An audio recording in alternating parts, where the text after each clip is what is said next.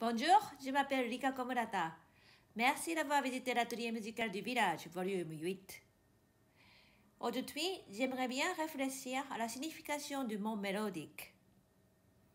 Pendant les cours, vous avez certainement entendu quelqu'un vous dire « c'est beaucoup trop mécanique, il faut jouer plus mélodique ». Mais qu'est-ce que ça veut dire exactement? Nous allons en parler ensemble.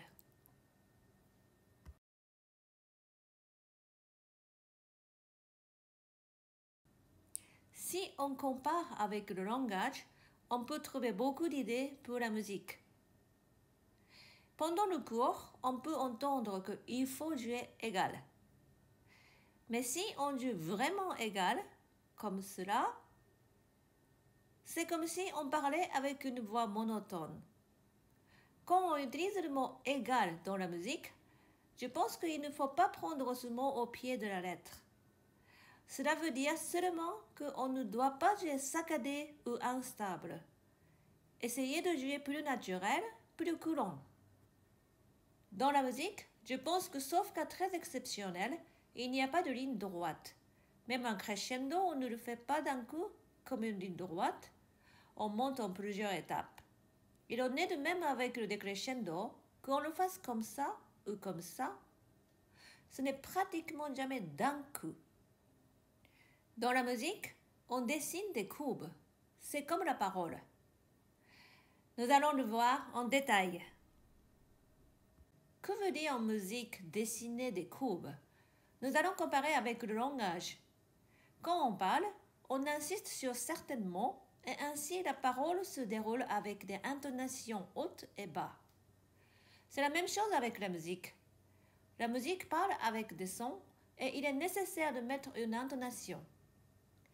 J'aimerais expliquer maintenant comment on peut trouver les sommets et les vallées de la phrase musicale.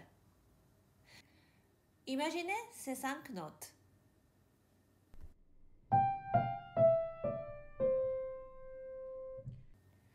Dans ces 5 notes, quel est le sommet? Quelle note est la plus expressive? En fait, avec seulement ces 5 notes, il n'y a pas de réponse. Une des composantes primordiales de la musique, c'est l'harmonie. L'harmonie est pour la musique ce qu'est un vêtement pour nous. S'il y a une mélodie, quelle harmonie va l'accompagner? Quel vêtement va entourer cette mélodie?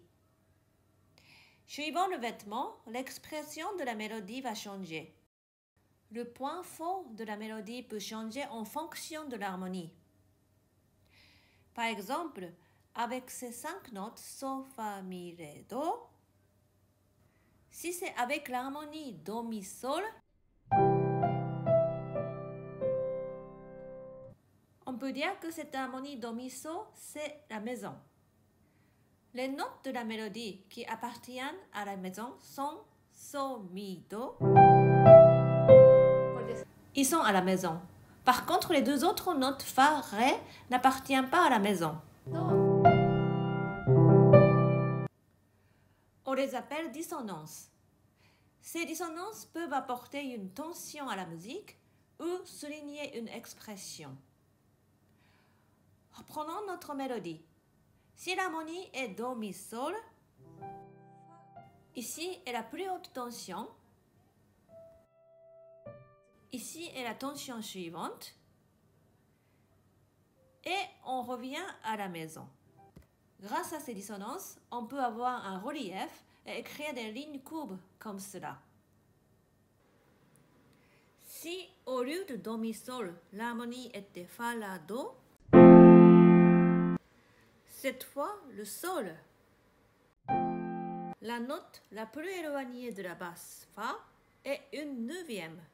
Elle est bien sûr une dissonance et crée une grande tension musicale. Elle devient sommet. Puis le Mi et le Ré, qui lui non plus n'appartient pas à Fa, La, Do, sera la tension suivante. Et on rentre à la maison. Donc ce genre de courbe, qui est différente de celle de tout à l'heure. Donc, avec 2 harmonies différentes qui accompagnent la même mélodie, nous obtenons 2 courbes de phrases différentes. Vous avez compris que prononcer le mot mélodique ne veut rien dire si on n'analyse pas l'harmonie qui soutient la mélodie. Mais souvent, quand je prononce le mot harmonie pendant mes cours, je vois mon élève froncer les sourcils ou même se prendre la tête « Ah, c'est difficile !» comme ça. Donc, j'ai décidé aujourd'hui d'essayer d'expliquer aussi simplement que possible en utilisant une pièce très célèbre, la Marche turque de Mozart. Et j'espère beaucoup qu'après cette vidéo, vous aurez de très bonnes relations avec l'harmonie. Allez, on y va! Nous allons regarder ensemble comment on peut donner de la variété à une pièce et rendre son écoute intéressante. D'abord le début, la main gauche joue la do mi pendant 4 mesures.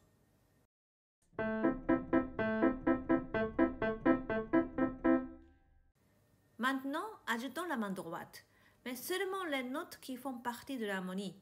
Cela devient comme cela.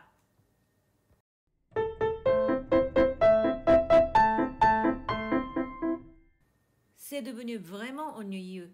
Il n'y a que la do mi qui monte comme mélodie. Mais avec cette base harmonique, la do mi, il y a dans la mélodie des notes qui ne font pas partie de cette harmonie, des dissonances donc. Grâce à elles, la musique commence à bouger et à avoir de l'expression. Par exemple, à la place de cela, si, sol dièse. Déjà, on commence à avoir du relief dans la musique.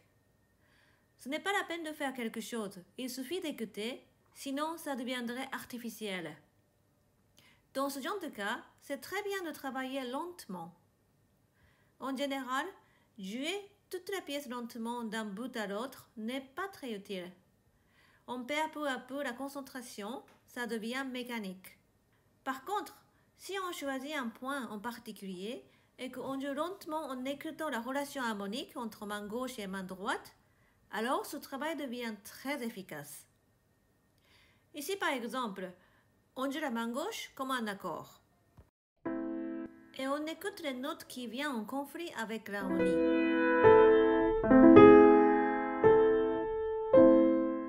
Puis on monte patiemment le tempo petit à petit, jusqu'à ce qu'on puisse mettre en valeur le relief d'une manière très naturelle et automatique. Il y a des choses très intéressantes ici. Regardons d'abord cette image. On vient de le voir, les notes en conflit avec l'harmonie de base donnent de l'expression à la phrase. Ici, le si et le sol dièse. Puis, ré et si. Donc, on insiste légèrement si, la, sol, la, do, ré, do, si, do, mi, de cette manière.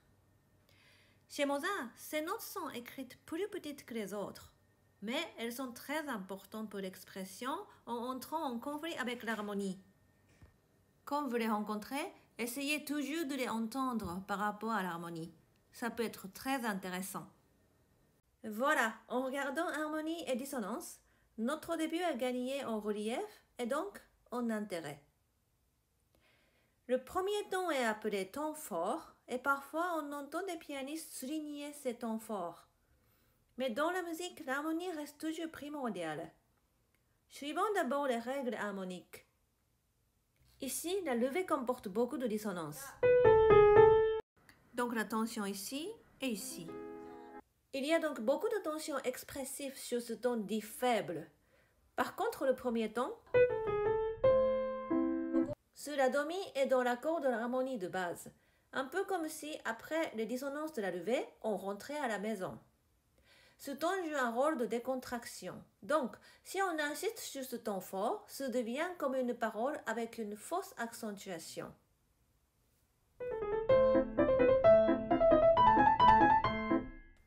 Et pas seulement cela, la musique devient très verticale. Je voudrais ajouter une explication.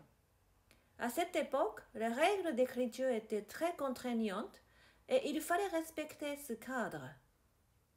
Mais il y a le danger avec ce cadre que la musique ne devienne verticale ou tout simplement répétitive.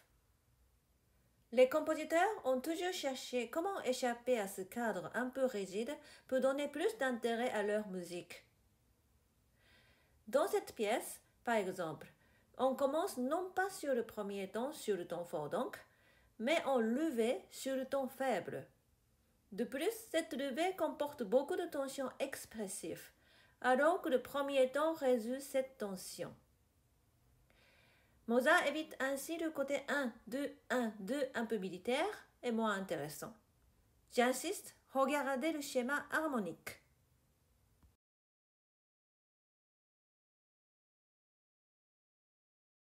Lorsque vous rencontrez des successions de doubles croches, la manière dont vous allez gérer ces passages déterminera votre interprétation. Soit ces notes seront musicales, soit elles seront mécaniques. Et chez Mozart, vous en rencontrez beaucoup. C'est là que les chemins peuvent se séparer. Par exemple, voici un endroit typique.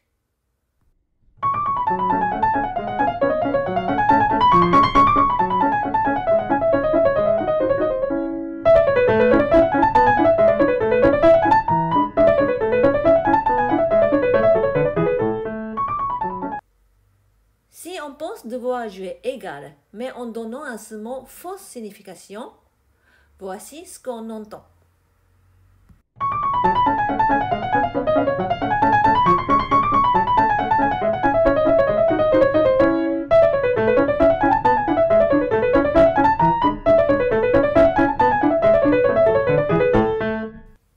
Ennuyeux, n'est-ce pas? Pour éviter cela, bien sûr donner du relief est important, mais ce n'est pas suffisant. Même si on a une ligne courbe comme ceci, mais qu'on a tout le temps le même genre de ligne courbe sur toute la durée du passage, en fait, on dessine la même ligne et qu'elle soit courbe n'empêche pas la musique de sonner plat. Il faut donc des lignes courbes mais différentes, en mélangeant des sommets de différentes hauteurs comme ceci. Mais attention, cela ne signifie pas qu'on peut dessiner n'importe quelle sorte de ligne courbe. Voici un exemple pour vous expliquer comment trouver la ligne courbe. La clé, c'est la main gauche. Par exemple, regardons la main gauche. Il y a des mesures avec une seule vague. Ici par exemple. Ou il y a des mesures avec deux vagues. C'est-à-dire que la basse bouge sur chaque ton comme ici. Ici, 1, 2, deux vagues donc. Et aussi une mesure où chaque note rebondit comme celle-ci. Maintenant, on mélange ces mesures, une vague, deux vagues, toutes les notes. La main gauche déroule comme ceci.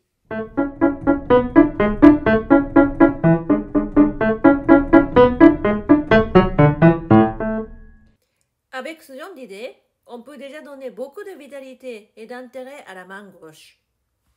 Ajoutons la main droite. Lorsqu'il n'y a qu'une vague sur une mesure à la main gauche, la main droite essaye de faire le même genre de respiration. Si la main gauche est en demi-mesure, alors on joue comme ceci. En faisant deux petites vagues à droite. Lorsque la main gauche a chaque note différente, la main droite fait aussi beaucoup de mouvements en donnant beaucoup de vitalité. Petit résumé. Mélodique. Comme pour le langage, la musique a aussi beaucoup d'intonation. La musique est une ligne courbe. Même si deux mélodies sont identiques, la manière de mettre du relief change avec l'harmonie qui accompagne. Si on veut avoir de la variété sur des lignes courbes, alors la musique devient beaucoup plus intéressante. La mélodie devient attractive et belle parce qu'il y a harmonie.